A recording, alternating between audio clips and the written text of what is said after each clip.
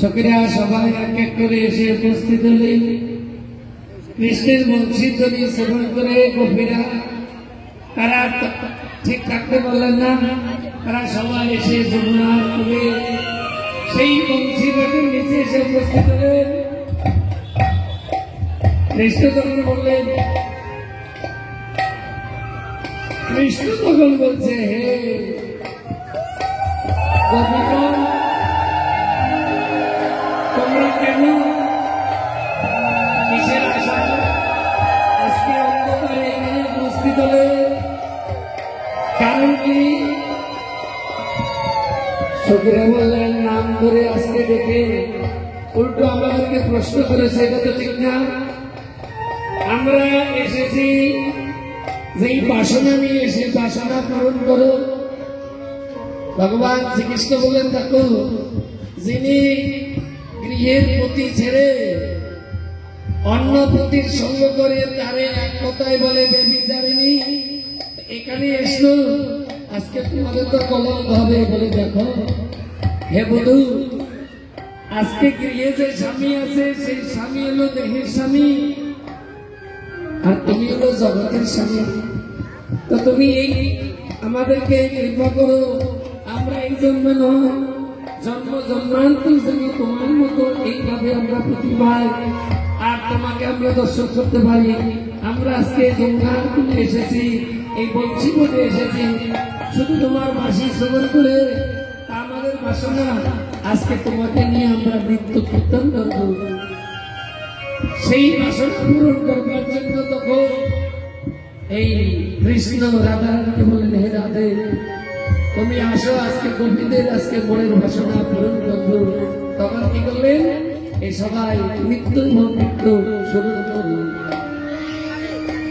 ওই গোকুলে দেখো, বৃন্দাবনে দেখো, মুরলী নাচে, শ্যামের সঙ্গে রাধা নাচে।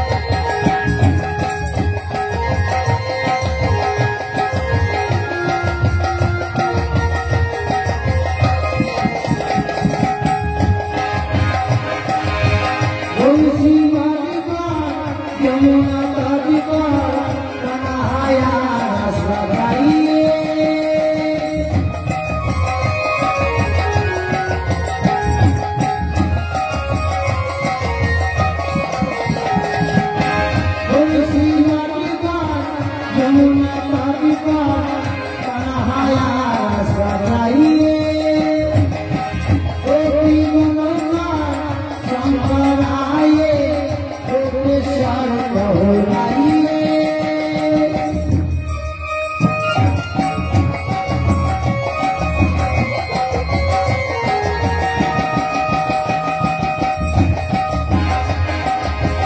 गोपी मनोहर शंकर आए गोपी मनोहर शंकर आए गोपेश्वर कहलाइए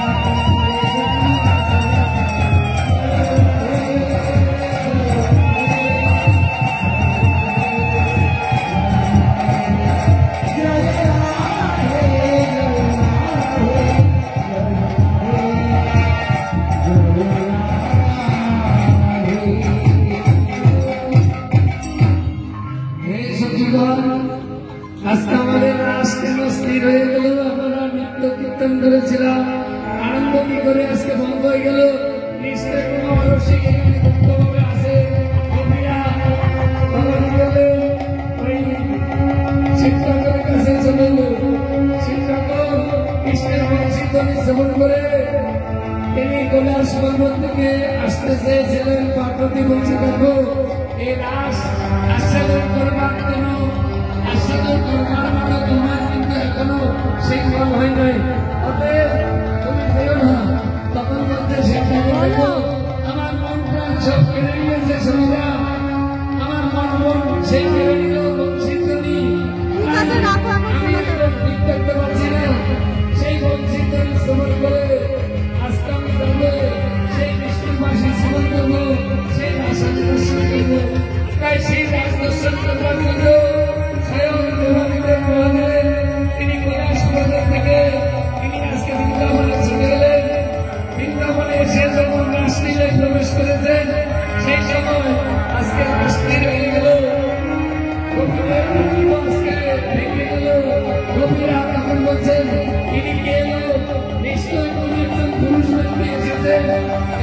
বলে আজকে আমাদের এই রাস্তা, এই কীর্তনটা, এই নৃত্যটা আমরা যে প্রত্যেকে ভগবানকে লাভ করেছি, মায়ের কৃপা, সেই মায়ের বিপদ আজকে ভগবানের এটাকে পরিবর্তন করতে হবে।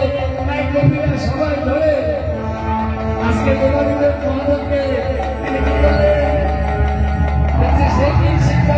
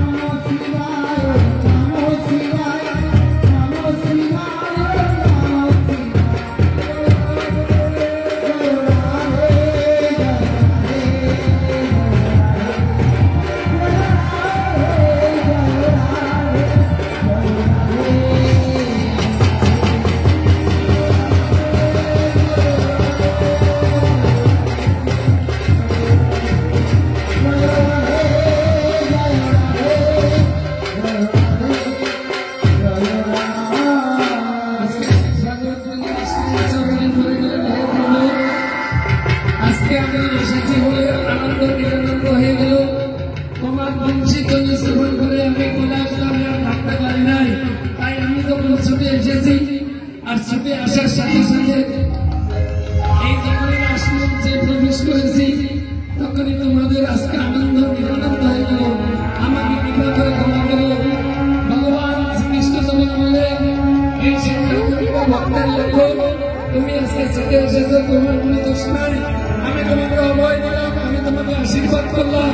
সামনে পুলিশ যুগে তুমি অদ্বৈত হয়ে শান্তি মনে সেখানে ভজন করবে, আর ভজনের প্রভাবে তুমি এই রাস্তাটা দর্শন করবে। তাই সিদ্ধান্ত আশীর্বাদ করে আজকে কৃষ্ণ এবং রাধারানী